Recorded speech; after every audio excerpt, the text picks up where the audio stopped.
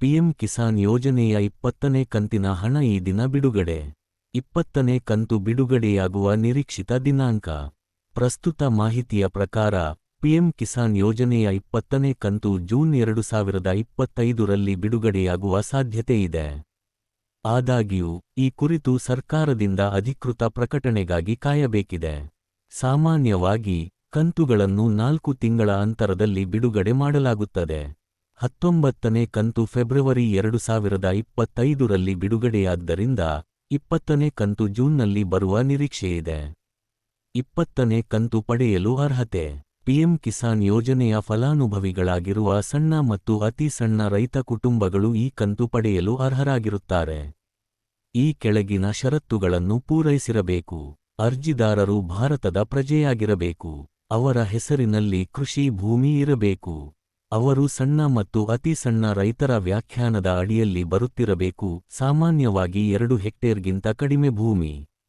ಅವರ ಕೆವೈಸಿ ಪೂರ್ಣಗೊಂಡಿರಬೇಕು. ಅವರ Aadhaar card bank ಖಾತೆಯೊಂದಿಗೆ ಲಿಂಕ್ ಆಗಿರಬೇಕು. ಅವರ ಭೂ ದಾಖಲೆಗಳನ್ನು ಪರಿಶೀಲನೆ ಮಾಡಿರಬೇಕು. ಕೆಲವು ವರ್ಗದ ಫಲಾನುಭವಿಗಳು ಈ ಯೋಜನೆಗೆ ಅರ್ಹರಲ್ಲ ಎಂಬುದನ್ನು ಗಮನಿಸಿ ಈ ಮಾಹಿತಿಯನ್ನು ಹಿಂದಿನ ಪ್ರತಿಕ್ರಿಯೆಯಲ್ಲಿ ನೀಡಲಾಗಿದೆ. 20ನೇ ಕಂತು ಪಡೆಯಲು ಏನು ಮಾಡಬೇಕು? ನೀವು ಅರ್ಹರಾಗಿದ್ದರೆ ಮತ್ತು ಈ ಹಿಂದೆ ಕಂತುಗಳನ್ನು ಪಡೆದಿದ್ದರೆ, ಸಾಮಾನ್ಯವಾಗಿ ನಿಮ್ಮ ಬ್ಯಾಂಕ್ ಖಾತೆಗೆ ನೇರವಾಗಿ ಹಣ ಜಮಾ ಆಗುತ್ತದೆ.